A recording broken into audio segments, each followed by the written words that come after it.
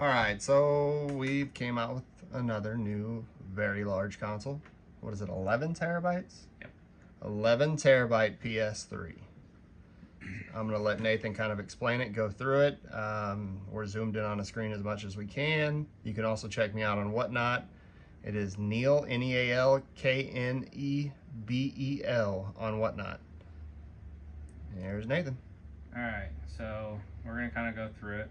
Retro games, this is RetroArch.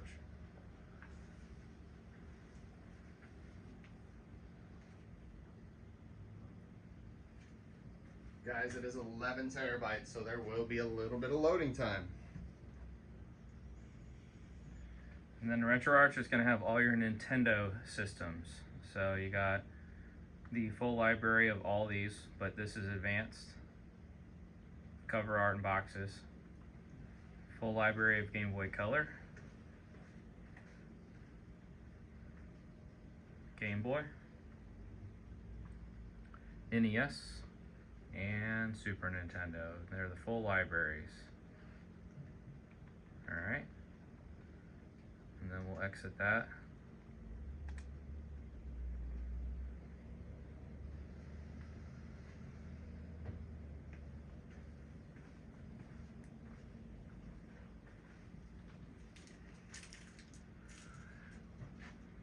Alright, now, and then this is another, these are just emulators for the full libraries. So you have the full emulator for Sega Genesis, for TurboGrafx.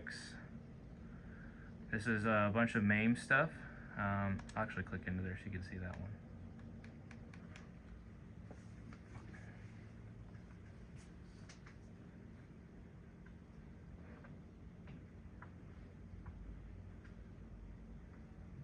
And then you got all your MAME games over here, and you just pick it out and go. And there are a lot. I'm not gonna sit and scroll through them all, but you get the picture. Like 3,000 or something? Yeah, probably more than that. They're just MAME files. And there you go. So all your MAME games are in there. You just hold down the center PlayStation button and go to quit game.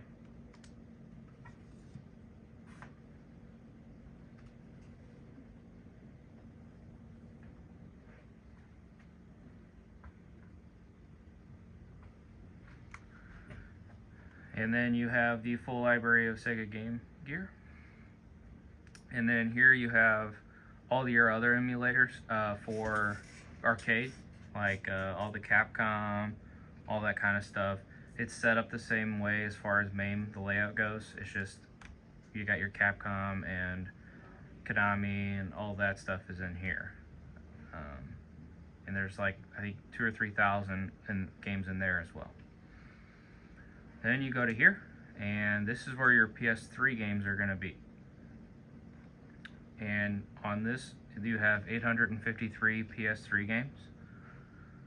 That's a lot of space. And these are all full PS3 games. 850 of them. And then whenever you find one, you can just kind of scroll to it, and if you click on it, it'll boot right up. It'll boot over to here. Here, I'll actually.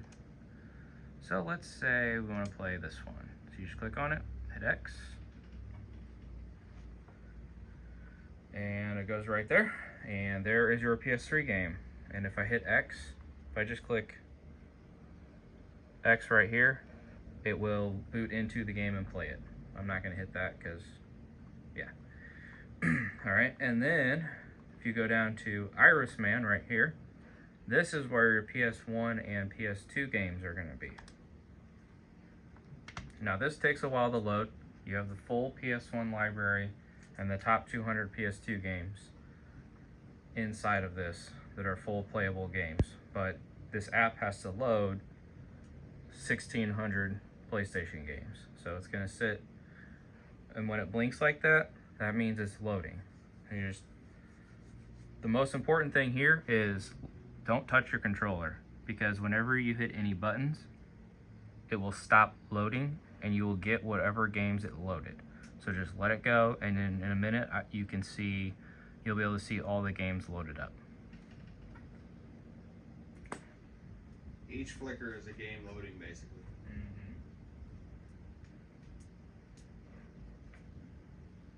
you're not epileptic.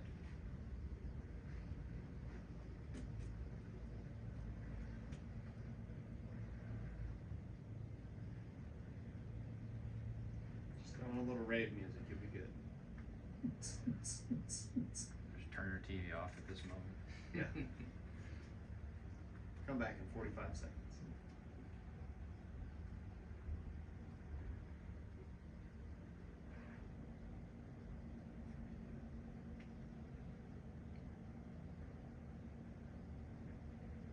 So we now have the 9 terabyte 360, an 11 terabyte PS3. We've got a 4 terabyte PS2. We've got modded Switches, modded Vitas, pretty much any modded console you can think of. And a 4 terabyte Wii. And a 4 terabyte Wii, and a 2 terabyte Wii. Mm-hmm. So in here you can see it's in alphabetical order, and it's a mixture of PS1 and 2. And you can just keep scrolling through the pages, and they're all there.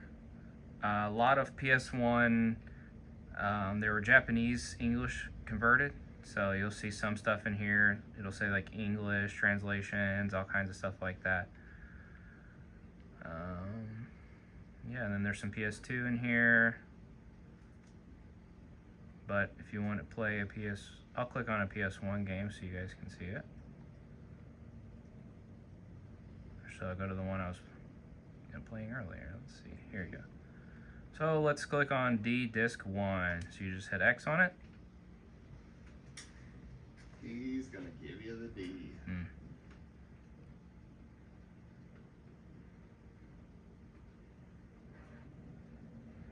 And the store still works. And then it loaded in here. And then we just scroll up to the game. And there's your game right there. And you just hit X and it will play the PS1 game you selected. Or, yeah, pick to play. Then, this is all the game stuff. Then you go over here and you go down to the PS2 CB store. And you click into that.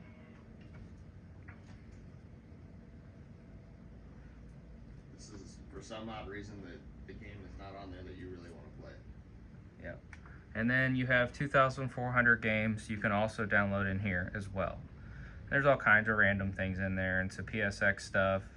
Honestly, those will probably be in the other folder, but you know, you got some PS2 Classic Vault stuff. You got all kinds of things in there you can scroll through.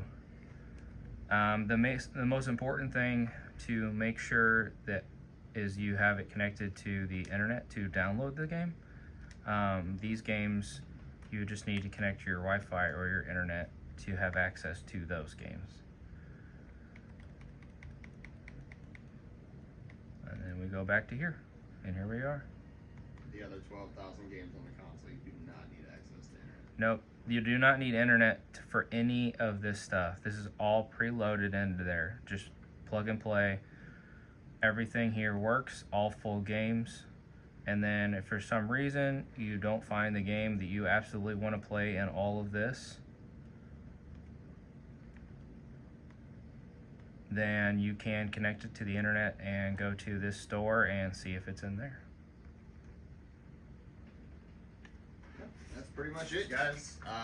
Again, follow me on Whatnot. I will put my name in the description here. And if you have any questions, just shoot me a message. See ya.